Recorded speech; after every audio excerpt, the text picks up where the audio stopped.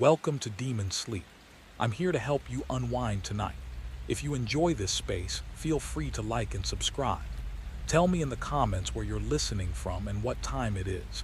It makes this feel like a shared night across the world. These stories are different and I'm glad you're here.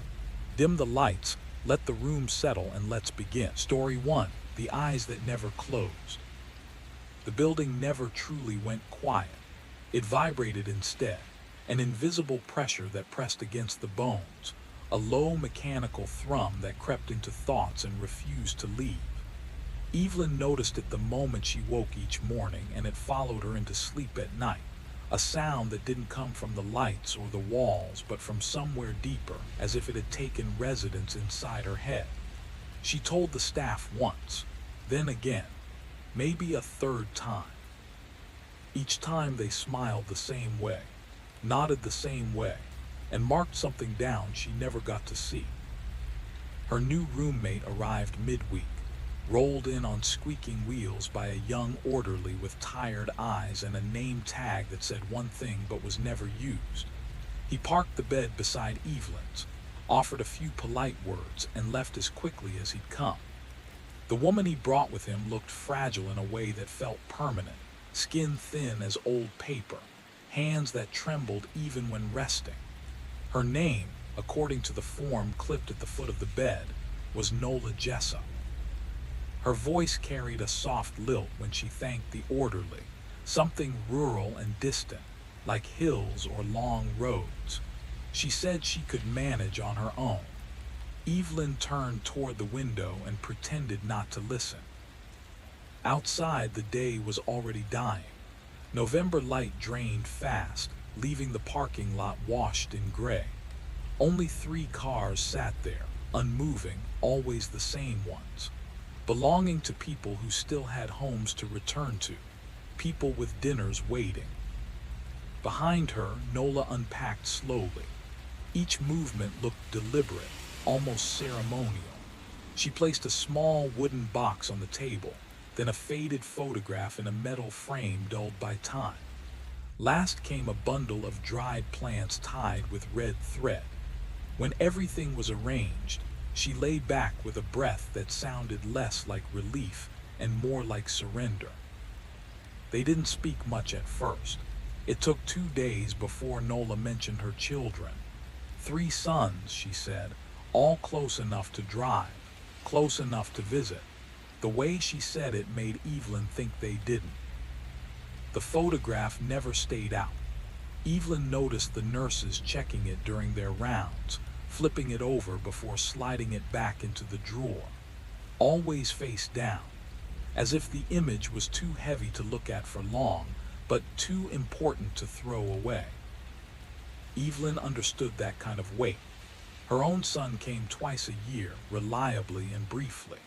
He called once a month if she was lucky, his voice careful and distant, like someone speaking through a door. He had a family now, a wife, a child Evelyn barely knew. She remembered meeting the girl once in a noisy restaurant, the child crying while her son stared at his phone, distracted by a life Evelyn no longer fit into. That ache never faded. It sharpened instead, with every missed call, every card signed in someone else's handwriting, every piece of news she learned late, filtered through strangers' words. At night, when the hum grew louder and sleep refused to come, Evelyn sometimes glanced at Nola's bed. The woman lay still, eyes closed, hands folded around nothing. Except once, just once, Evelyn was certain she saw them open, wide, unblinking, staring at the ceiling as if waiting for something to notice her.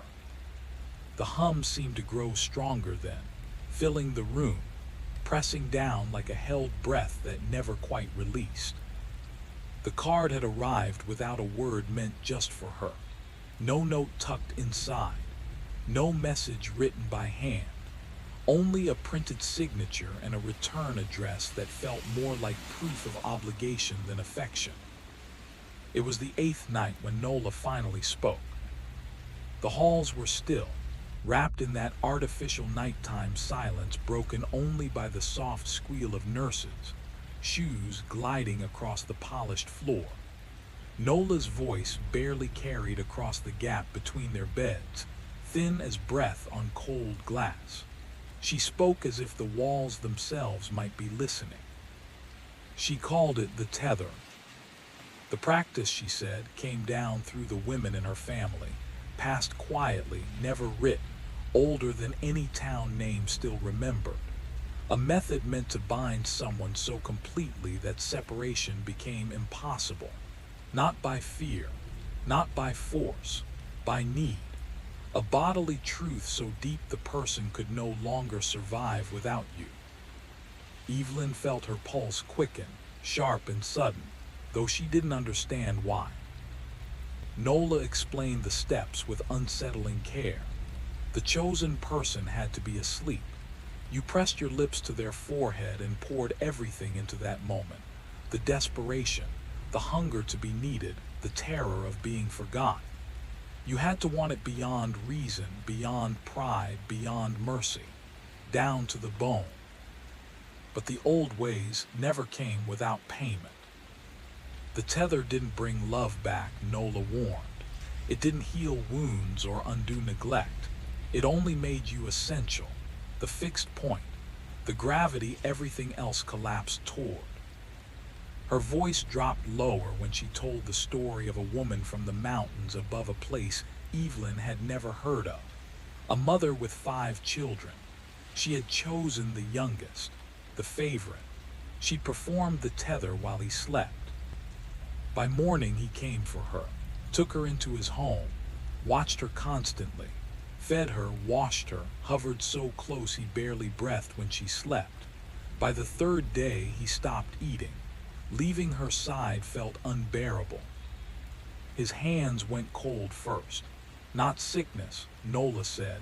Something deeper, as if his body had begun abandoning itself to serve a single function. By the end of the week he was hardly recognizable, thinner, hollowed, but his eyes never moved from her face. The mother realized too late what she'd done. She screamed to be taken home, begged until her throat tore raw, but her son couldn't hear her anymore. The tether had narrowed his world to one point, and everything else had fallen away.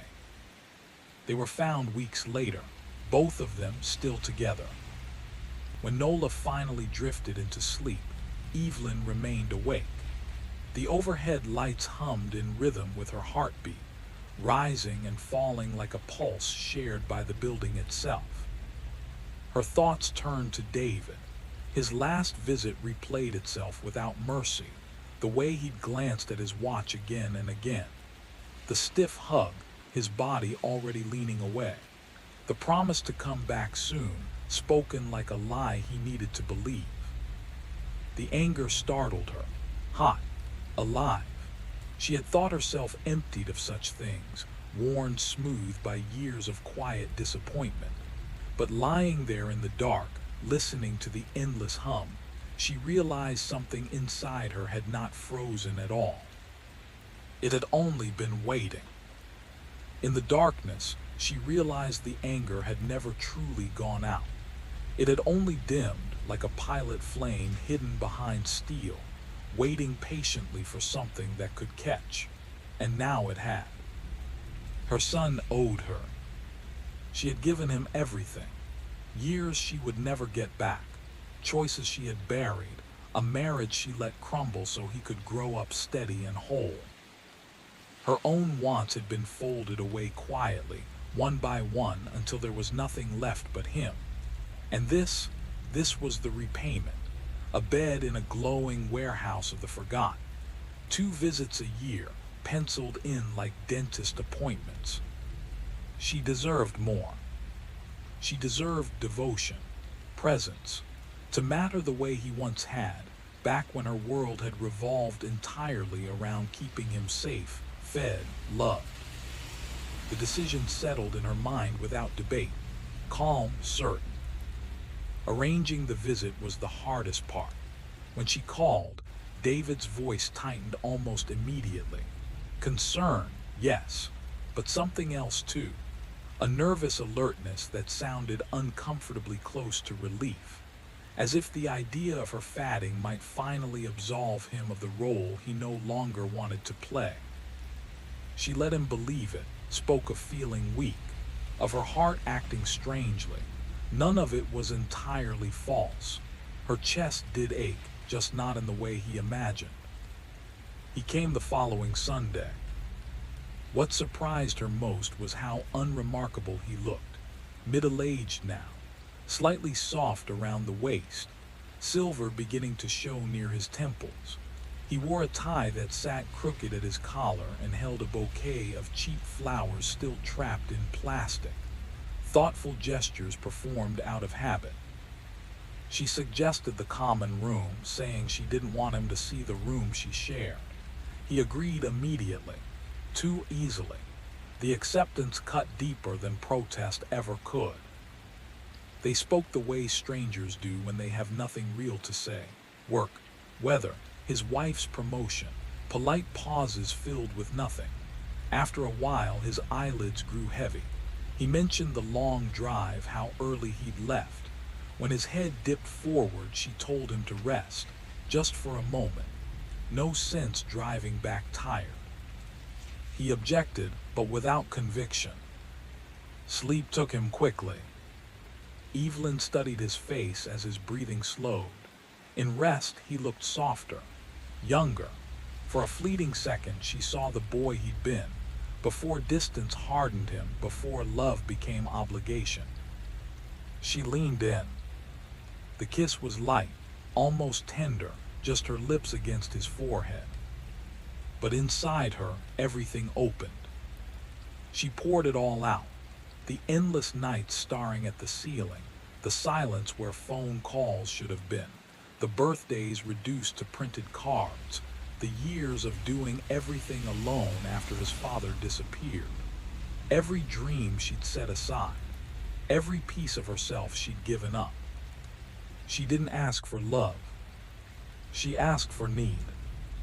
She wanted to be essential, unavoidable, the center of his world, just as he had once been the center of hers. Once the center of her world. When Evelyn drew back, David's eyes were open.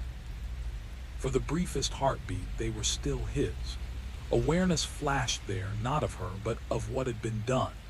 His pupils blew wide with a raw, animal panic. His hands lifted from the chair as if he were trying to shove something away or tear something out from inside his own chest. His mouth opened. She braced for a scream. It never came. Something moved behind his eyes like a tide revering. The fear didn't vanish. It sank, forced downward, smothered beneath a heavier instinct that rose up to replace it. His face went calm, too calm. His hands lowered back onto the armrests with eerie precision, fingers settling as though guided by unseen wires. They locked eyes. Time stretched thin and meaningless. What stared back at her wasn't quite her son, but not a stranger either. It was the look of someone on the edge of death who had just seen solid ground, fixated, desperate, utterly focused. Then he stood, so suddenly she startled. He crossed the space between them with purpose. No hesitation, no doubt. His movements weren't stiff or erratic. They were efficient, stripped of every small human correction that usually betrays thought.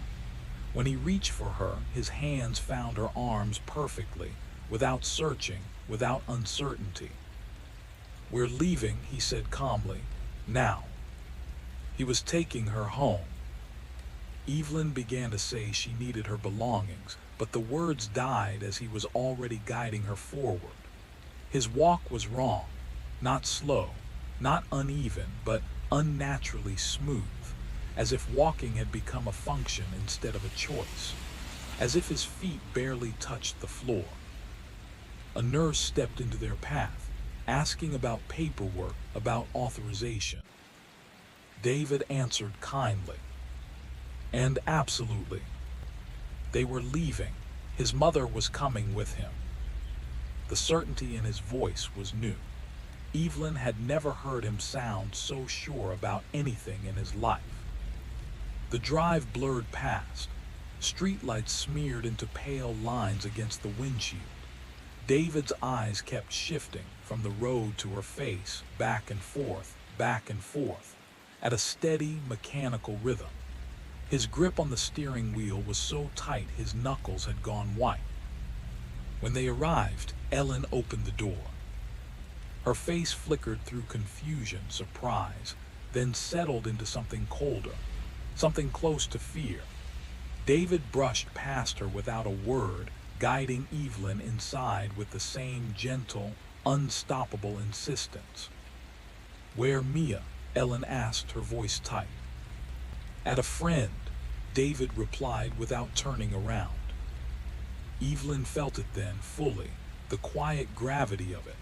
The house already rearranging itself around her presence, the tether pulling tight. Ellen's questions came out fast and sharp, tumbling over one another. Wasn't this supposed to be a short visit? Why hadn't anyone told her? Why was David's mother here, now like this? David answered with calm certainty. His mother was staying, not for the night, not for a few days, permanently. The discussion that followed felt unreal, as if it were happening behind glass. Ellen's voice climbed higher, cracking with disbelief and anger. She listed plans, responsibilities, conversations that had never happened. David listened without reacting. When he spoke, his tone never changed. His mother needed him. His mother belonged here. This was not up for debate. When Ellen grabbed his arm and demanded he look at her, his head turned slowly, smoothly, too smoothly. The hallway light caught his eyes fully then, and Evelyn saw what Ellen saw. Nothing obvious was wrong. No distortion, no cloudiness. Just distance. It was the look of someone gazing from very far away, as if the world in front of him had become secondary to something else entirely. Ellen's grip loosened. Her hand dropped. She looked at Evelyn, and whatever expression met her gaze made her step back, instinctively creating space. By evening, David was installing locks. Not on the outside, on the inside. Each door, each ground floor window. Locks meant to prevent leaving, not entry.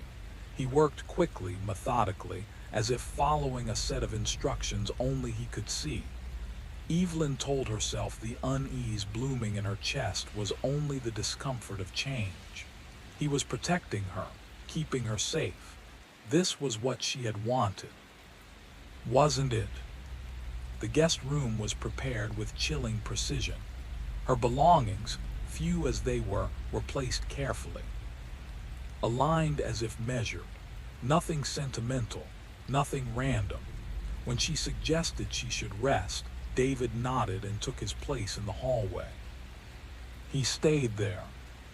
She could hear his breathing through the door, steady, unbroken, never far enough away to suggest he'd left.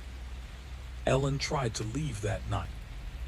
The argument carried through the house, Ellen pleading, voice tight with fear, demanding he unlock the door, threatening to call for help. David's replies were too soft to make out, but whatever he said worked. The shouting stopped abruptly. The police came in the morning. Ellen must have managed to use her phone. David greeted them with courtesy, explaining calmly that there had been a misunderstanding. He showed them Evelyn resting in the guest room, peaceful and unharmed. When they asked to speak with Ellen, he brought her forward. She stood rigid beside him. "I'm fine," she said quickly. "Everything's fine, I overreacted." The officers exchanged doubtful looks, but there were no marks, no signs of struggle, nothing they could act on. They left with a warning about false calls. Evelyn watched their car disappear down the street from the guest room window. Only then, did she understand something she hadn't allowed herself to see before. The tether wasn't finished tightening. When she turned back toward the room, David was standing in the doorway. At first, she thought she was imagining the change. It was slight, so slight it could have been blamed on bad light or exhaustion. But the skin beneath his eyes sagged more than it had the day before. The hollows in his cheeks looked deeper, carved out. Something essential had already begun to be taken. That was when she finally understood what Nola had meant by cost. David did not sleep. Evelyn knew because she didn't either. Every time she startled awake, heart pounding, breath caught in her throat, he was there. Sometimes seated rigidly in the chair beside her bed, sometimes standing in the doorway, sometimes at the window checking the locks again and again, hands moving with ritualistic precision. Always watching, always with those distant, wrong eyes fixed on her as if she were the only solid thing left in the world. By morning, denial was no longer possible. His skin had dulled to a grayish hue, like ash rubbed thin over bone. Each movement looked heavy, as though it required tremendous effort to complete even the smallest action. When she asked if he was feeling all right, he smiled. The smile made her stomach turn. It was too wide, too steady, a smile divorced from joy, worn like a mask by someone who no longer remembered why people smiled, only that they were supposed to. Ellen had barricaded herself in the upstairs bathroom. Evelyn could hear her crying through the ceiling, muffled, frantic, relentless. David showed no sign of hearing it at all. By the third day, Evelyn realized he hadn't eaten. When she pointed it out, his head turned toward her in that same unnatural, fluid way. He said he wasn't hungry. His voice sounded dry, brittle, like paper crushed in a fist. She tried to argue, tried to remind him that bodies needed food, needed rest. The words didn't reach him. They slid off, useless, like shouting through thick glass. That night, he stood at the foot of her bed, holding a shotgun he'd found somewhere in the house. He didn't aim it. He guarded with it. His finger stayed clear of the trigger, but his gaze never left her face. Not once. Evelyn did not sleep at all. By the fourth day, his eyes had sunk deep into their sockets. His clothes hung from him as if draped over something already dead. When he moved, his joints clicked softly. His breath carried a faint, sour odor, like meat left too long in open air. His hands were cold. Not the cold of poor circulation. Something deeper, terminal, as if his body had begun shutting down every system that wasn't strictly required to serve the tether. And yet he cared for her with flawless attention. He brought her meals, hands trembling with weakness, never spilling so much as a drop. His movements had become eerily exact. The tray lifted in a single smooth arc, set down without hesitation. His fingers released at the precise instant the weight transferred, no wasted motion, no correction. When he brushed her hair, each stroke was identical to the last. Measured perfect. Unmistakably inhuman. Each stroke followed the last with flawless precision. Same angle, same pressure, again and again. The care was meticulous, almost reverent, and somehow that tenderness was far more terrifying than cruelty would have been. As he placed a glass of water on her nightstand with that dreadful efficiency, something dark stirred in Evelyn's chest, a sick, fleeting satisfaction. He was finally watching over her, finally attentive, finally orbiting her completely the way she had once orbited him, the way she believed she'd earned. The feeling barely had time to settle before disgust surged up and drowned it. She stared at his hands, those skeletal fingers, still cold in that unnatural way Nola had warned her about. and the satisfaction spoiled into nausea. It coated her throat like bile. He checked the locks every hour without fail, each inspection carried out with the devotion of a sacred rite. Ellen was gone. Evelyn couldn't say when it happened. Sometime during the night, she supposed. How she'd managed to slip past David's watch was a mystery she didn't want to solve. Her absence left the house hollow, bigger, too quiet, save for David's steady breathing and the occasional creak of floorboards as he paced his endless circuit. On the fifth day, Evelyn tested the doors. Every one of them was locked from the inside. The keys were nowhere to be found. The moment she tried a handle, David was behind her, appearing with a speed that made no sense given his condition. He said nothing.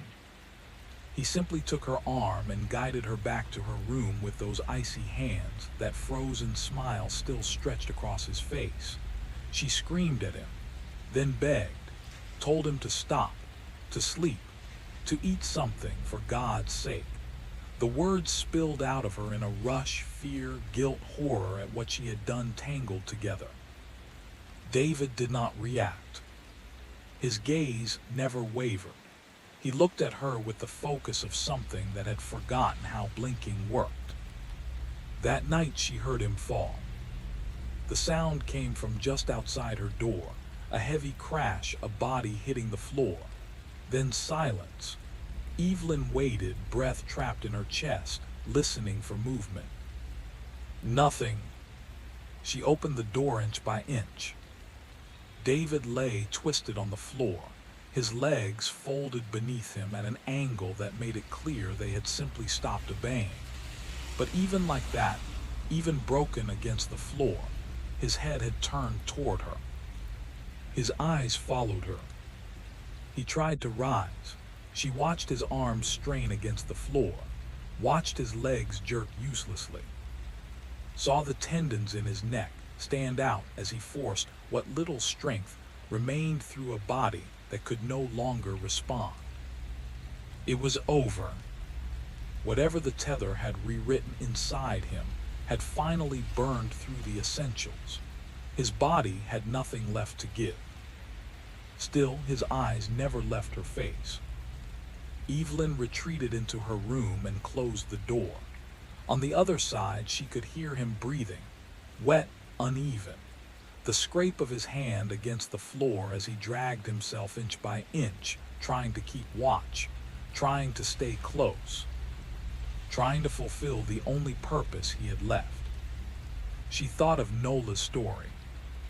Story, the woman in the mountains, her youngest boy reduced to almost nothing, yet still watching her, still trying to care for her with a body that had already failed. 3 weeks, Nola had said. That was how long it took before they were found. 3 weeks. Evelyn was 74 years old. She might live another decade. 2, if fate was cruel. All that time trapped in this house, with David's body decomposing in the hallway, his eyes still open, still fixed on her, still unable to stop. She had wanted him to need her, to revolve around her, to make her the center of his existence. The tether had given her exactly that. The brushing happened on the 6th day. She believed he was finally gone, that whatever force had kept him moving had burned itself out completely. But late in the afternoon, she heard it, the slow, wet scrape of something being dragged across the floor. When she opened the door, David had pulled himself upright against the wall. His body looked barely held together now. In his hand was a hairbrush. He must have searched for it, dragged himself through the house, room by room, until he found it. His hand shook violently, but when she stepped closer, too stunned to retreat, he lifted the brush and began to run it through her hair. Each stroke was careful, reverent, performed with the solemn devotion of a ritual nearing completion. Her stomach twisted. His lips were drawn back in what had once been a smile. His face no longer had the strength to support it properly. The expression sat wrong on his skull, like a grin stretched across a corpse. When he finished, his arm fell limply to his side. His eyes never left her. Evelyn fled back to her room. She shoved the dresser against the door, though she knew it was pointless. Nothing would stop him now, not even death. Whatever the tether had done, it had stripped that boundary away. She lay on the bed and stared at the ceiling. The humming lights of the nursing home were gone, but the silence here was worse. David's breathing filled the house, thick, liquid, wrong. Now and then the scrape of his body shifting against the floor. The house itself creaked and settled, wood contracting and expanding, like a coffin being sealed shut around them. Her phone rested in the nightstand. She could call for help, confess, beg someone to come and take her away from what her son had become. But what would she say? That she'd performed a ritual passed down through forgotten women, that she'd cursed her own child because she couldn't endure being unwanted. They'd call her confused, senile. They'd send her back to Meadowbrook, to the buzzing lights, the empty parking lot, the quiet certainty that David would never visit again. Because David would be dead. Or worse. That was what Nola had tried to explain. The tether didn't kill. It removed the option of stopping. It had stripped death of its authority. The drive it created eclipsed everything else, even the body's instinct to save itself. David might persist another week, maybe two. Eventually, his organs would fail outright, heart seizing, brain starving.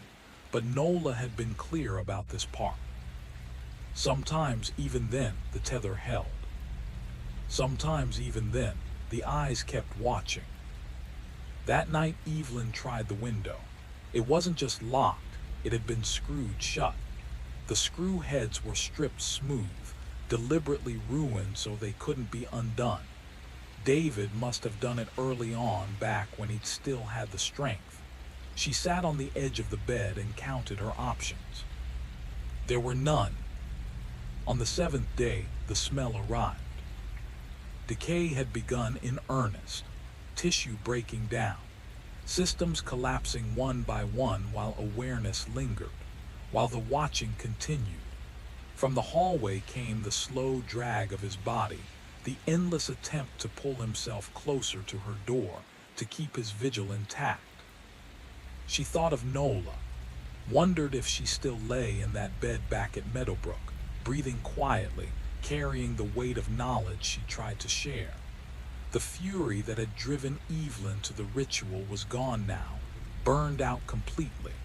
What remained was something hollow and vast. She had traded one abandonment for something infinitely worse. She had wanted attention, care, the certainty that she mattered enough to be necessary. She had received it in excess. The tether had placed her at the center of David's universe so completely that there was no space left for him, for his hunger, his rest, his survival.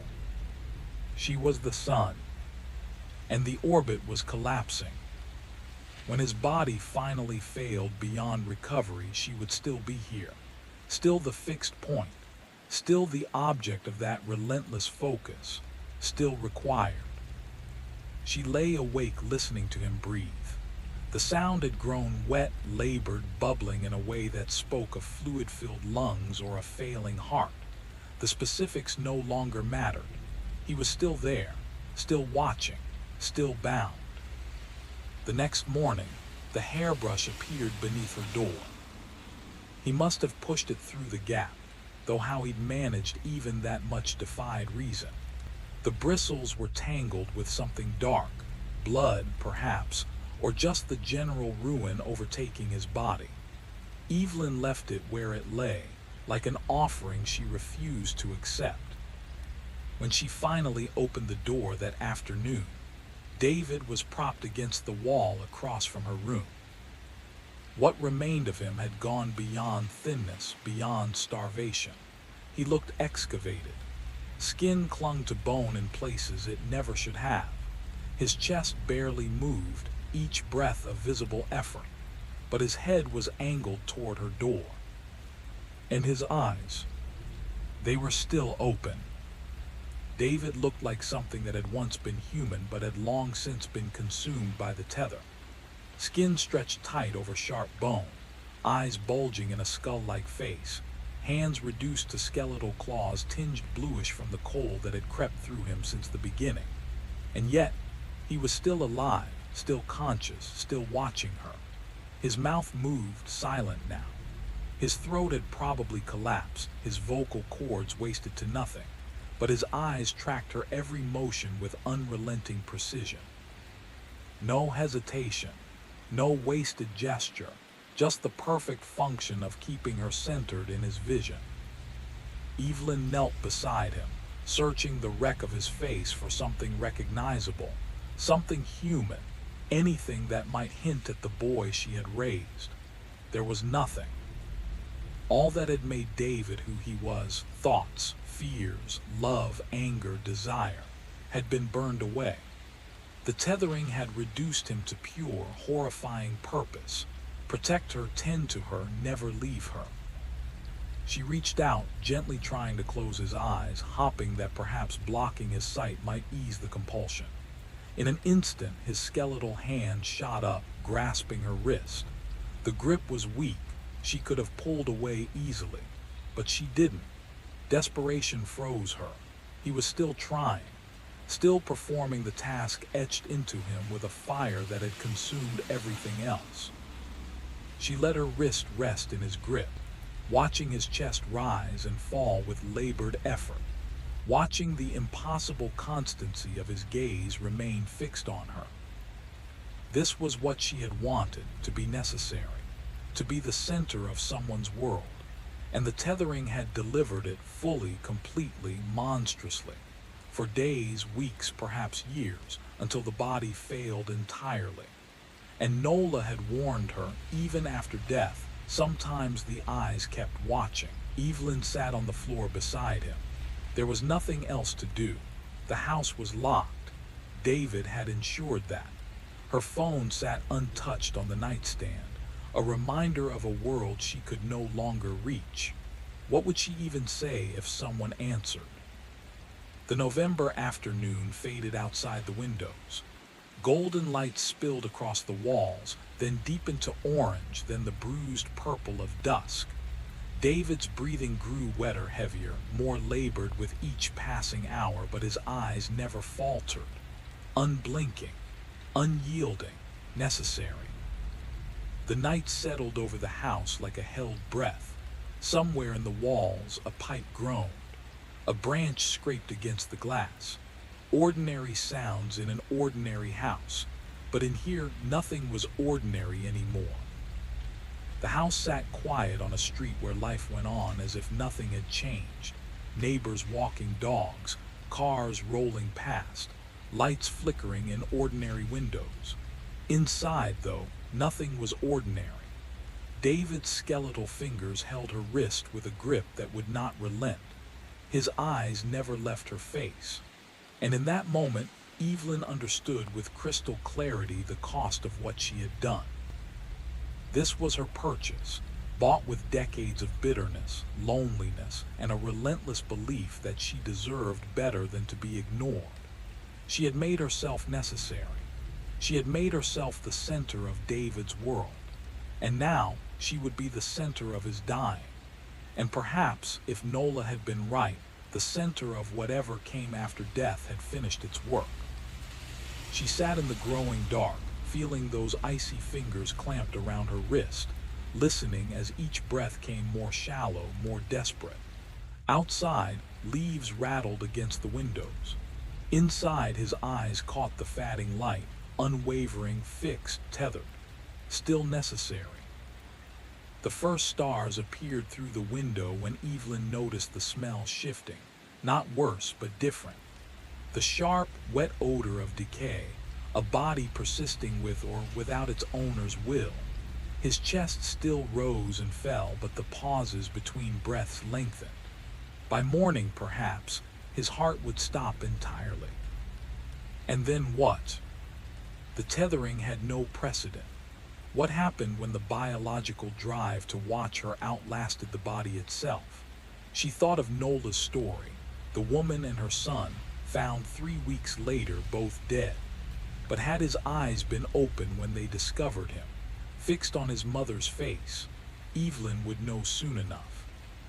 She leaned back against the wall, David's hand still locked around her wrist, his eyes still open, still tethered, still necessary. It was a kind of love, she supposed, twisted beyond recognition, stripped of everything but the raw need to remain close. Perhaps that was always love's core, the refusal to let go, the impossibility of separation. She had wanted this. She had to remember that. When his body finally failed, when only the compulsion remained, she had to remember that it was the price of her own bitterness, her own refusal to accept love freely given. The tethering had transformed it. Love into compulsion, need into biology, connection into a prison. Outside, the November wind rattled the trees. Inside, his breathing hitched, stuttered, grew weaker. And yet those eyes never wavered. Evelyn sat in the dark, trapped with the consequences of her desire, knowing that whatever came next would be defined by his unwavering attention and her utter inability to escape it. She had made herself necessary, and that necessity would not end. The tethering had ensured it. His hand, icy and skeletal, held her wrist without faltering, yet his eyes burned with that singular purpose, still watching, still fixed on the center of his diminished, twisted world. And in that world she was everything, always. Story 2, Reflections of Him, Reborn. The house had been alive long before Sabina stepped across its threshold. The moment her fingers brushed the warped doorframe, she felt it. The silence wasn't empty. It was deliberate, a thick, almost sentient hush, as if the walls themselves were holding their breath, waiting, calculating. The pale November light slanted through tall, narrow windows, weak and hesitant, illuminating motes of dust that hovered like frozen sparks, forming patterns too precise, too deliberate to be accidental. Her fingertips left faint traces on the dull surfaces, disrupting years of careful neglect. Nothing here was truly abandoned. It was staged, an imitation of decay, a theater of emptiness. Voices echoed strangely in the house. Clement came first, drifting from the shadows of the hallway, though she couldn't locate the source. Every word fractured across space, splitting and rebounding, making it feel as if the house itself were speaking. She found him in the drawing room, standing rigid before their father's portrait. The image had always unsettled her. The artist had captured Oswald Blackwell with a stare that suggested he knew every hidden fault, every secret, every unspoken thought, and judged it without mercy. Clement had thinned unnaturally. The expensive suit hung on him like borrowed skin. His left eye fluttered with a subtle rhythm, a private metronome that seemed to count time for some internal terror only he could hear. 2 hours late, he said, voice tight, clipped. The attorney had insisted on punctuality at 2 o'clock precisely, and they had failed. Dorothea appeared in the doorway, draped in furs despite the oppressive warmth of the room. Red rims traced her eyes, fresh evidence of tears. She ignored them both, moving with fluid, rehearsed motion to the liquor cabinet. Sabina's stomach twisted as Dorothea discovered it stocked with their father's favorite scotch. 6 weeks since the funeral, and yet here it was, untouched, forbidden in life and now surrendered to memory. The younger sister poured with trembling hands, the amber liquid catching the dim light. Sabina felt a familiar tightening in her chest, not grief exactly, but the cold, sharp constriction of childhood dinners, where each silence and glance had been an accusation. where waiting for Oswald to notice a misstep meant bracing for the storm of criticism that followed. The warmth from the fireplace was uneven, pooling in corners while leaving shadows sharp and unforgiving. Something about the house whispered. It remembered. It had cataloged every insult, every betrayal, every stolen moment of defiance. The air itself was thick with expectation, and Sabina could feel the weight of it pressing on her shoulders as she stepped further inside, into the echoing, watchful halls of a home that refused to forget, a home that would reflect every hidden fracture, every secret longing back at them, multiplied. Every step she took carried the subtle dread of discovery. Every glance toward the walls suggested movement just beyond perception. Dust danced in the thin shafts of light like tiny specters, arranged in lines that suggested intention.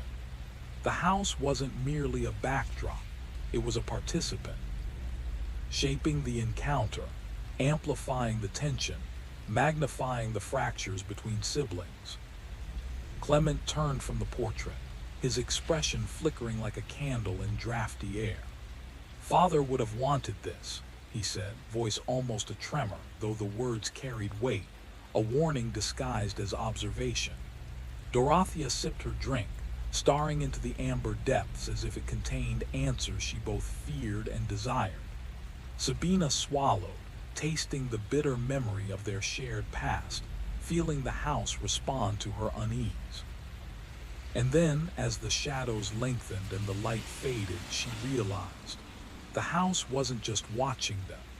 It had been shaping them all along, reflecting them back in distorted patterns, amplifying every flaw, every desire, every hidden impulse. In its silence, in its stillness, it multiplied them, forcing each sibling to confront not only each other, but the legacy of the man whose portrait loomed above them, and the echo of himself he had left behind in every corner, every shadow, every whispered, fractured reflection. The evening had just begun, and the house was ready. The air around the portrait was icy, each exhale of hers crystallizing in front of her face, while the wall beside the liquor cabinet radiated heat with no visible source.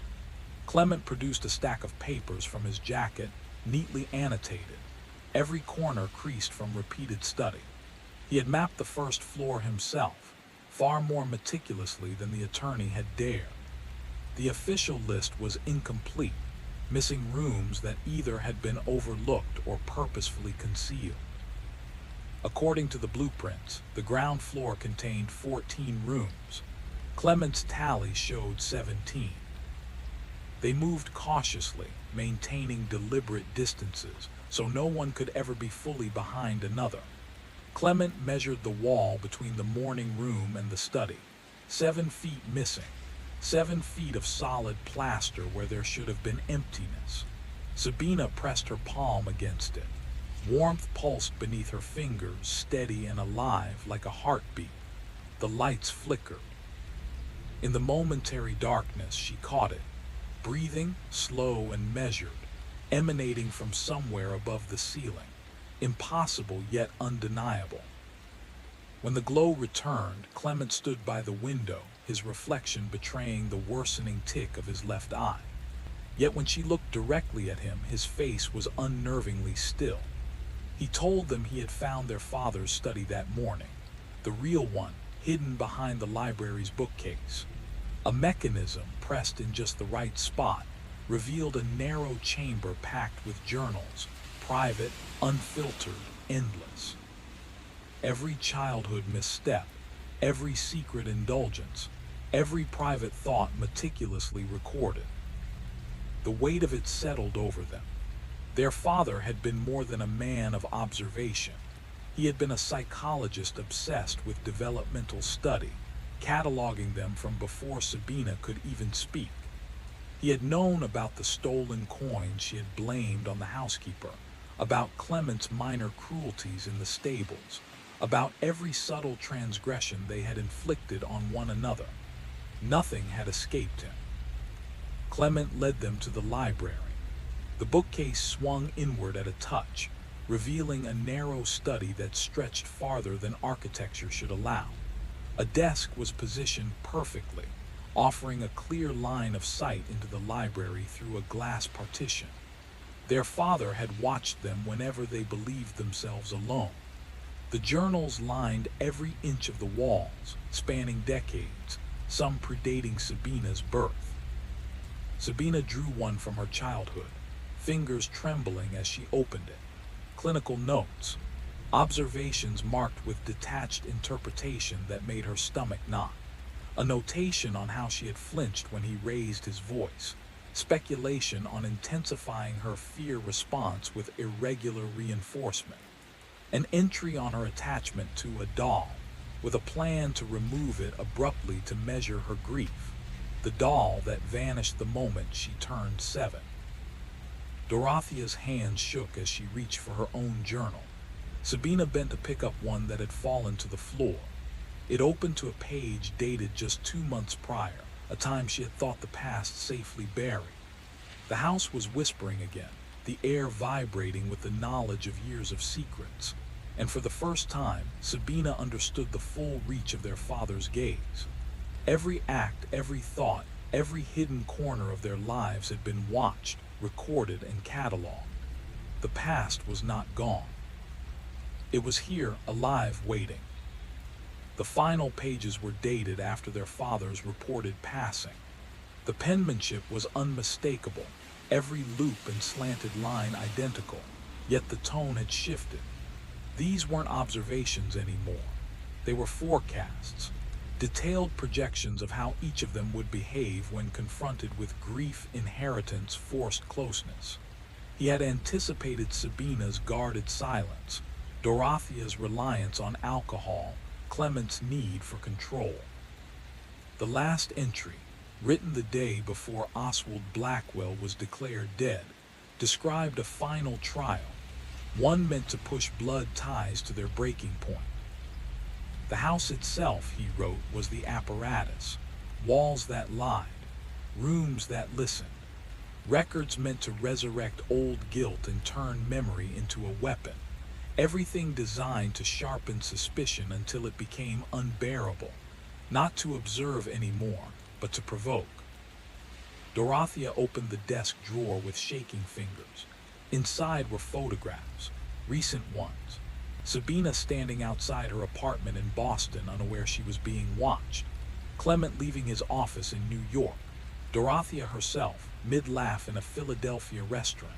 Each image captured from across streets through glass from angles that made it clear the subject had never noticed the lens. Someone had been tracking them long before the summons arrived. Someone who knew where they lived, how they moved. Either their father had arranged all of this before dying, or he hadn't died at all. Dorothea crossed to the library window and tore the curtains open. In the reflection of the glass, Sabina saw it, a fourth presence, tall and motionless, standing just inside the doorway where no one stood. Her breath caught painfully. When she turned, the space was empty, but the reflection didn't change. The shape remained. Clement saw it too. He stepped forward, extending his hand into what should have been open air. His fingers stopped abruptly, pressing against resistance. He recoiled, eyes wide. Something invisible occupied the room. Then a voice spoke from the shadows, calm, familiar. It asked whether they recognized the handwriting, whether they'd noticed the dates. Sabina looked back down at the journal. Yesterday. Oswald Blackwell had been declared dead 6 weeks ago, cremated almost immediately. No viewing, no chance to doubt. A clean ending delivered with unsettling speed. The voice continued, explaining that the experiment had never ended with the funeral. That was only the opening condition. The true measure was whether they could be driven to dismantle one another without his direct involvement, whether the damage seeded in childhood was enough to complete the work on its own. but the warmth in the walls told another story. So did the untouched dust, the stocked liquor, the photographs taken only days ago. He hadn't left. The house hadn't been preserving his memory. It had been preserving him. And now, standing unseen but undeniably present, Oswald Blackwell watched his children once more, not to study them, not to guide them, but to see which of them would break first. Sabina froze as the tension coiled tighter around them, the air thick with accusation. Clement's hand twitched near his pocket, the metallic edge of something heavy glinting faintly in the low light. Dorothea pressed back against the library door, eyes darting between the two, aware that any sudden movement could ignite the spiral their father had engineered. The voice spoke again, calm but insidious, reminding them that their fractures were not accidents. Each glance, each hesitation, each unspoken doubt had been anticipated. Faster than expected, it murmured. By morning, one of you will fall. The outcome is irrelevant. Only observation matters. Sabina's chest tightened. She could feel it, the invisible scaffolding of manipulation her father had built. Every step they'd taken through the house, every discovery of hidden rooms and journals, every unsteady glance at one another had been guided, measured, recorded. The walls themselves seemed to lean closer, pressing in, amplifying every heartbeat, every suspicion. Her mind raced. Dorothea's furs, the attorney's calls, the sudden knowledge of cameras, the vibrations she'd felt along the plaster, none of it random. And now the question they all feared, who among them was the accomplice? The one helping maintain the illusion. Her gaze flicked to Clement. He'd cataloged the rooms first. Then to Dorothea, she had arranged their return. And finally to herself. The memory gaps, the lapses she could no longer explain. A chill ran through her. Maybe it wasn't just suspicion they were wrestling with. Maybe complicity had already claimed her. The thought made her throat constrict.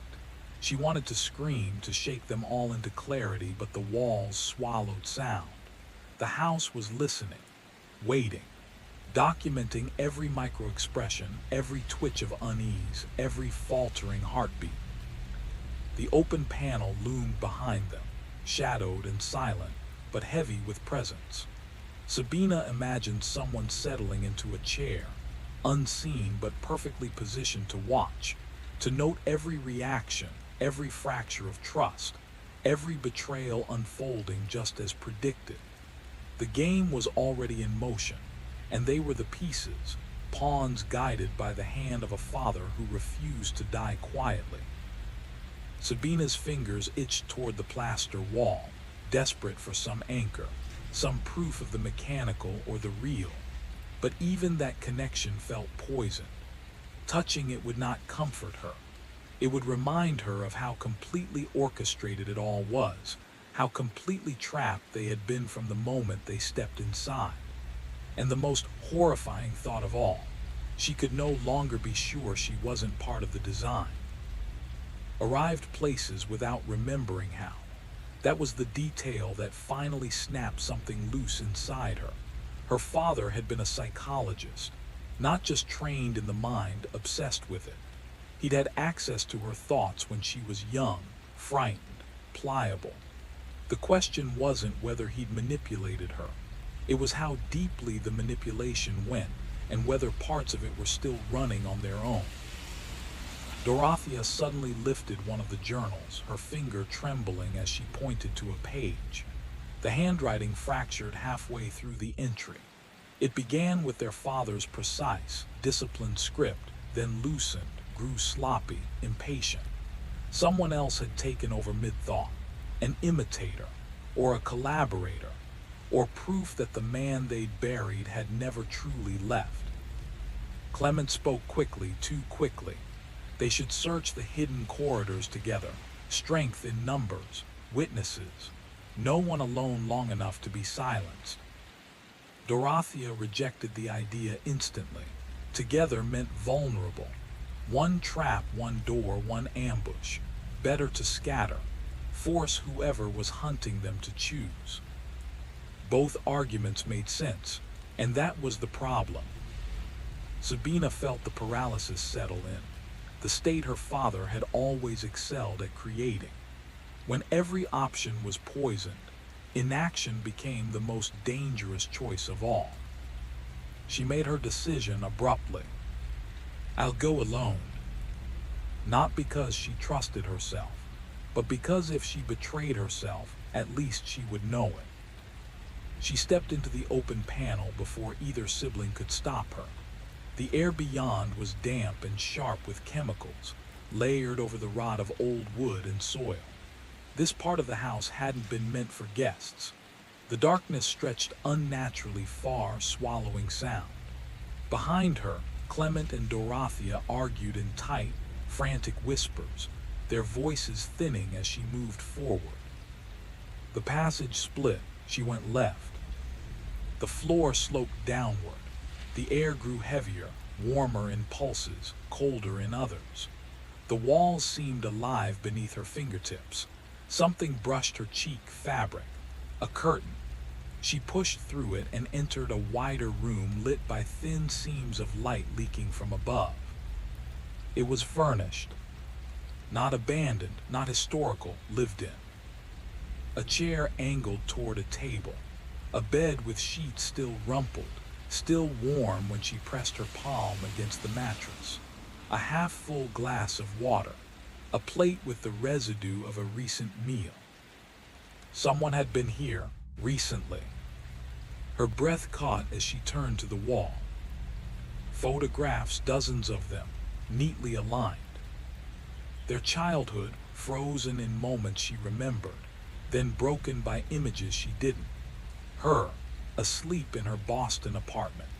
Clement hunched at his desk in New York. Dorothea mid-argument on a city street. Adult lives cataloged with the same cold precision as their earliest fears. Below the photographs lay an open journal. Her father's handwriting. Today's date. The entry described his satisfaction, how smoothly the first phase had unfolded, his delight in their confusion when confronted with evidence of being watched. He speculated clinically. Who would fracture first? Who would turn violent? Who would try to escape? Sabina felt the truth settle with crushing clarity. This wasn't a haunting. It was a continuation. And somewhere in the walls of the house, someone was still writing.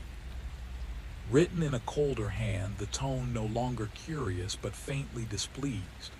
One subject had failed the experiment, too fractured, too compromised to function as a reliable comparison point. That child, the entry explained, had been involved from the start, not coerced, willing. Participation exchanged for a single, irresistible promise, exclusive inheritance and freedom from the grinding weight of sibling rivalry that had poisoned every stage of development. The journal never named which child. Footsteps sounded behind her, measured, unhurried. She turned. The man filling the doorway was taller than she remembered, broader through the shoulders, his frame softened only slightly by age. The dim light traced the same features preserved in oil above the fireplace, the same eyes that never softened, never hardened, only watched. Her father stood there as if he had simply stepped out of another room, studying her with the familiar look of assessment, as though she were still an unfinished paper. Her throat sealed shut. Years of distance collapsed in an instant. She was small again, careful again, every instinct screaming that anything she said would be catalogued, dissected, repurposed. He spoke her name, not as welcome, not as affection, but as verification, a label affixed to a specimen. Then he asked calmly whether she'd solved it yet. She shook her head. He took the chair as though settling in for a routine session, folding himself into it with practiced ease. "One of your siblings has been assisting me," he said.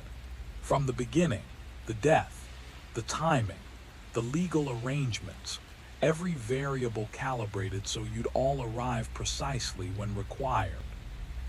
He paused, eyes fixed on her face.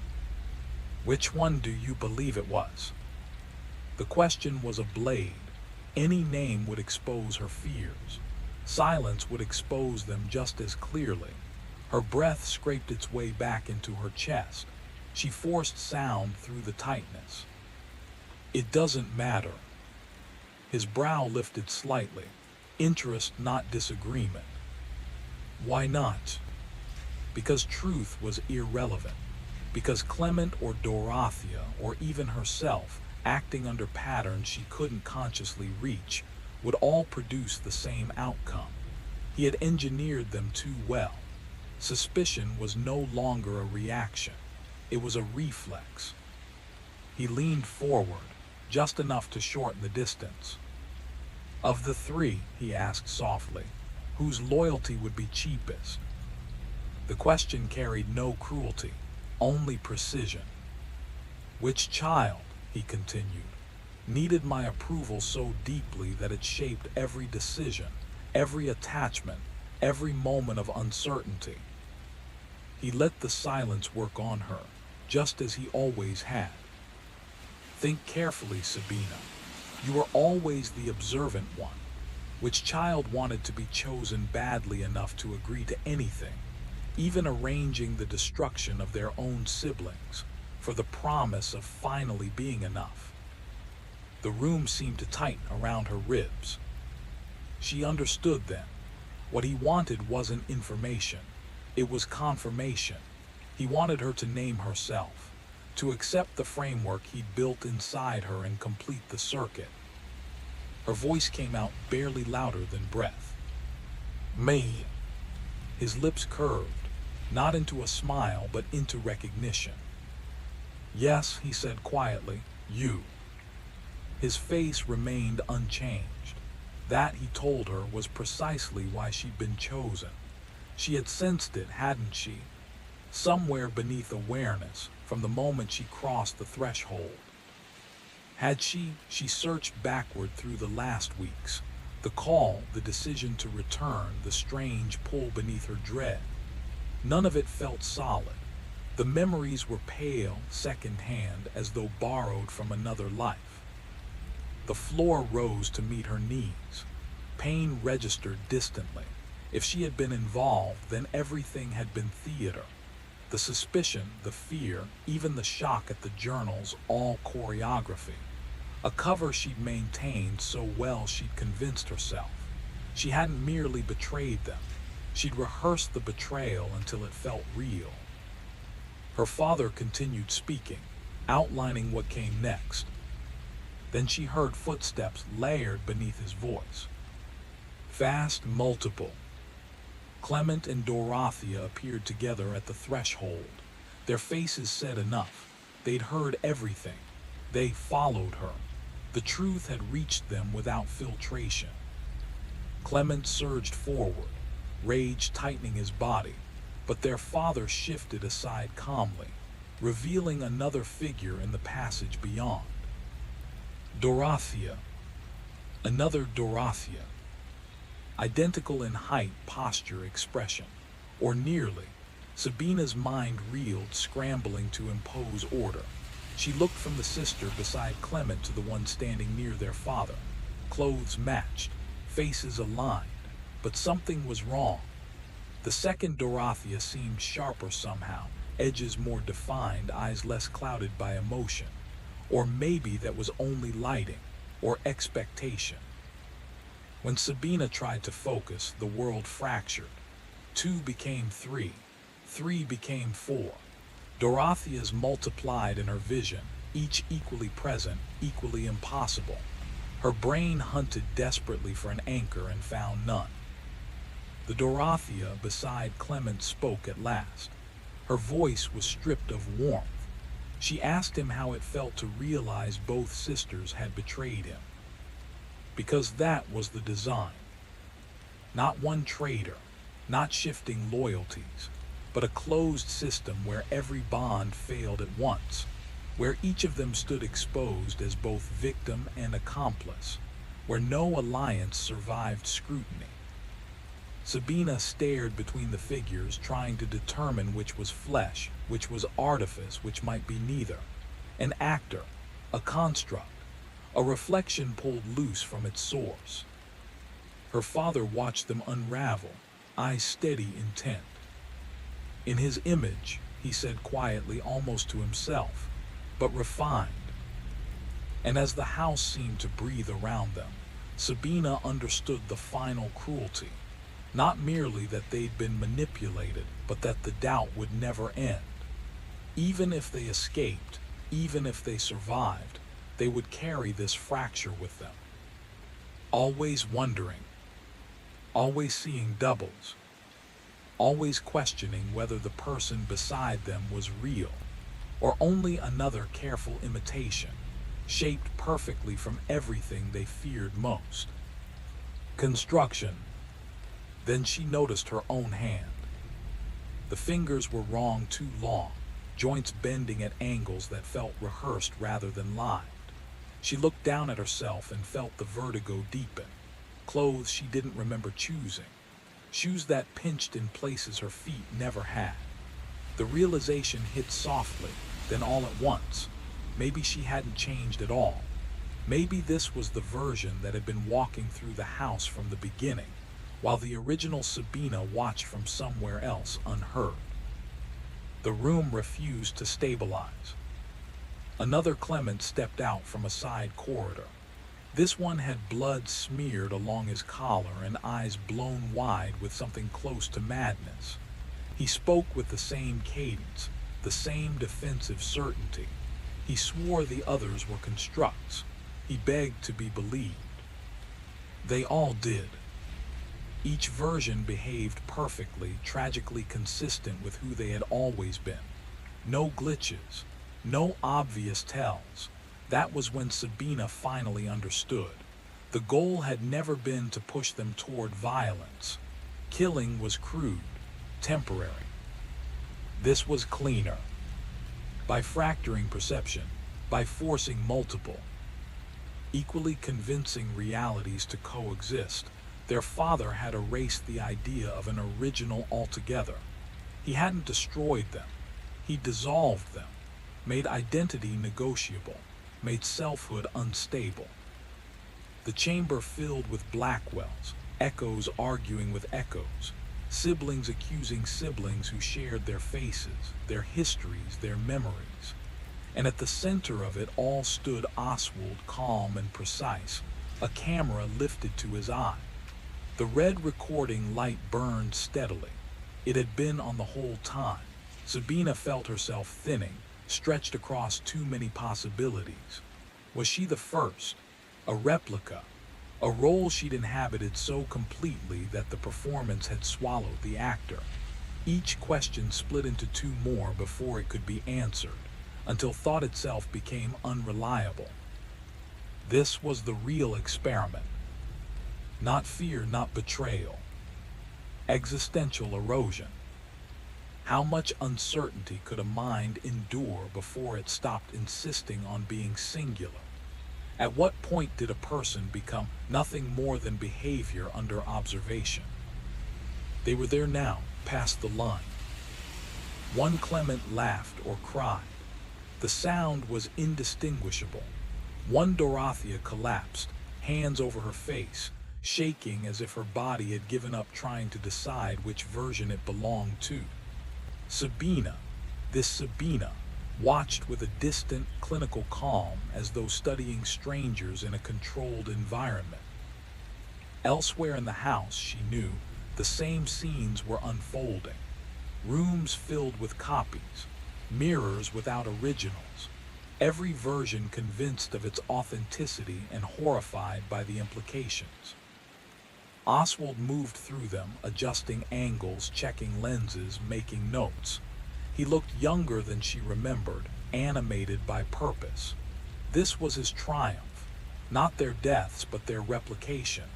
Not endings, but infinite continuations. They would exist forever now, on film, in data, in documented behavior patterns, far more stable than any inner sense of self. Their bodies might leave this house, but their certainty never would. Sabina felt the final shift then, subtle but irreversible. The moment when it stopped mattering which version she was. Observation had replaced identity. And somewhere behind the camera, her father watched, satisfied, as his children multiplied perfectly, each one real enough to suffer, none real enough to escape. She tried to trace the moment she arrived in Ashwell, but the memory felt hollow, stretched thin like fabric about to tear. Had she driven herself, sat by a window on a train, the path that should have led her here simply wasn't there. Not the choice, not the movement, nothing. As if the decision had never been hers at all. A colder idea crept in. Maybe there had been no journey. Maybe she hadn't come here. Maybe she had been built here, pieced together from recorded habits, remembered reactions, learned responses. A precise imitation designed to move and speak exactly as Sabina would have. The idea didn't merely unsettle her. It struck her full force. Fear detonated in her chest, sharp enough to steal her breath. She gasped and clawed for something solid, anything that could anchor her to reality. She needed proof, a memory untouched by observation, something her father could not have measured, archived, or replayed. She found one. She was 12, summer, hidden inside the groundskeeper's shed, knees tucked close, reading a slim book of poetry stolen from the library. She remembered the heft of it in her hands, the mingled scent of fresh-cut grass and old engine oil, sunlight slipping through the cracks in the wood, laying bright bars across the pages that slowly shifted as the day leaned toward evening.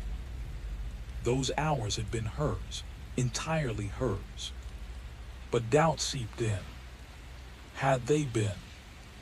What if there had been a lens even there, silent, unseen, watching her sanctuary the way everything else had been watched? The certainty she'd clung to wavered. The memory itself began to feel artificial, suspiciously vivid, too perfectly arranged, convenient, as though it had been prepared in advance, waiting for the moment she would need it most. She tried to hold it, the shed, the book, the drifting light, but it slid away, dissolving like water between her fingers, and the numbness returned, that distant, floating awareness, the sensation of observing herself rather than inhabiting her own skin. Emotions became performances, reactions rehearsed. She was slipping. She could feel it, the erosion. The true Sabina, assuming there had ever been one, guttering like a candle caught in a draft. What remained was not a person but a replica, something that walked, spoke, and suffered as Sabina, but was never her, could never be, just an accumulation of records, a shadow stitched together from data points of someone who might once have lived. The panic flared again, wild and desperate, her mind scrambling for any fragment that could prove she mattered, that she was more than information stored and replayed. Then, just as suddenly, it vanished. Nothing replaced it. She understood then, not all at once, but completely. She had been complicit, not in the way she'd first imagined, but more deeply than that. She had agreed to this, allowed herself to be broken down, copied, examined. She had consented to becoming data until there was no meaningful line between the observer and the observed. Her father asked what she was feeling. His voice was calm, curious, free of tenderness or malice, the voice of a man collecting results. She opened her mouth. The answer came easily. She articulated her internal condition with medical exactness. The language flowed smoothly, measured and coherent, wearing her voice perfectly. The thoughts sounded like her own, yet beneath them lingered an unbearable suspicion that she was reciting lines already written, acting out a carefully scripted collapse labeled Sabina Blackwell, Phase Final. She wasn't alone in reaching that awareness. She saw it mirrored in the others' faces, the precise instant when acting and being fused into something inseparable. They were all speaking now, calmly describing their inner states, and the words were the same, not merely alike, not close, identical.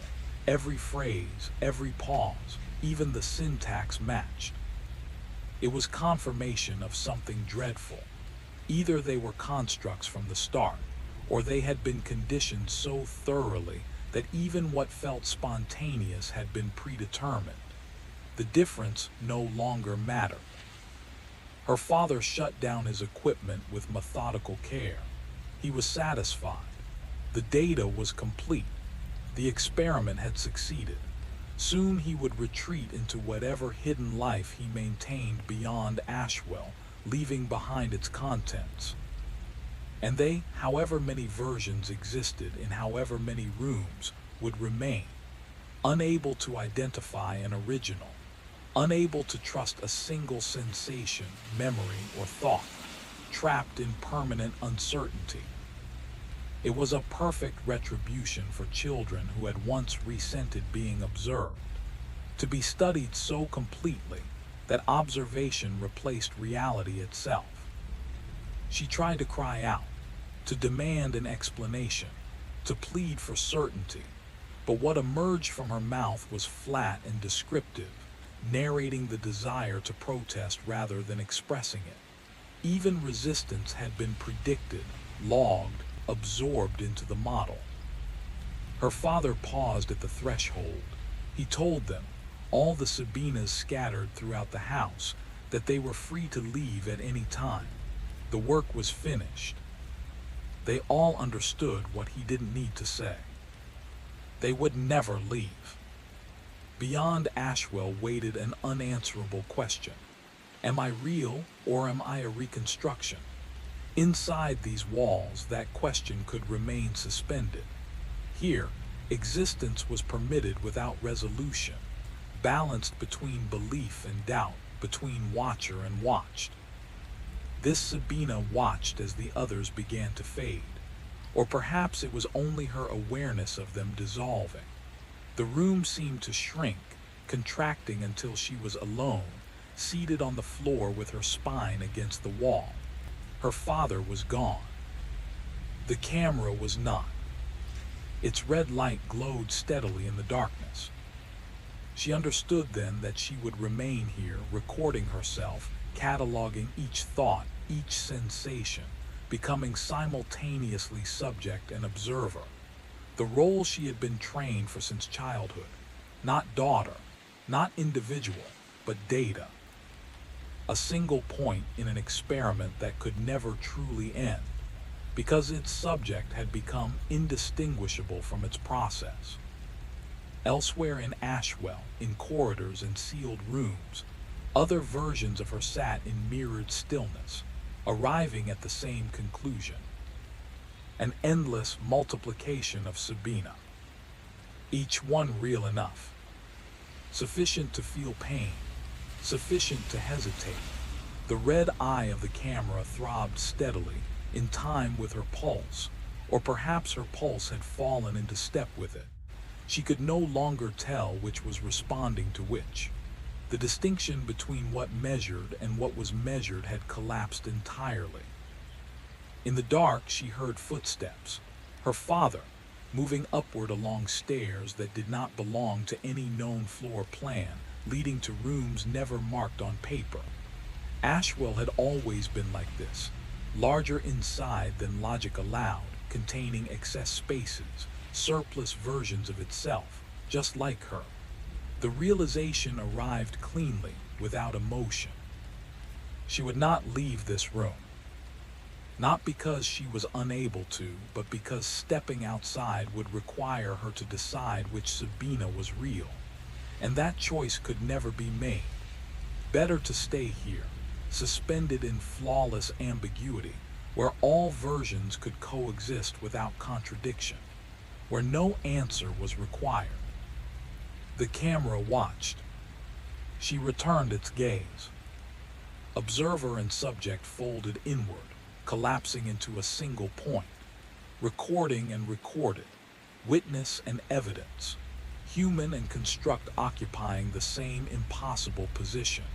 Her father had gone further than even he had intended. He hadn't merely induced paranoia or planted doubt. He had erased the boundary between identity and analysis entirely.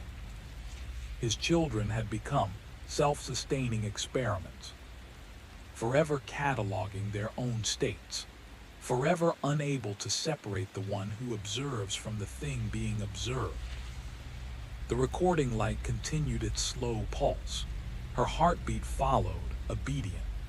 Throughout Ashwell, versions appeared and vanished, each one grounded in nothing except the certainty that certainty itself no longer existed. This was the true inheritance. Not the house, not the land, but this endless replication, self-dividing into reflections until identity became just another variable to log. The camera's red eye remained open, tireless, as Sabina Blackwell watched herself watching herself. A loop without exit, an experiment without a terminus. Subject and method fused into something her father would have meticulously documented if he were still alive to do so. If he had ever been alive at all. If any of this had occurred, or was occurring, or would ever occur beyond the sealed system of observation he had built. The questions persisted. The answers never arrived. And in the hollow space between them, Sabina existed, or did not, forever held in the instant of her own unraveling.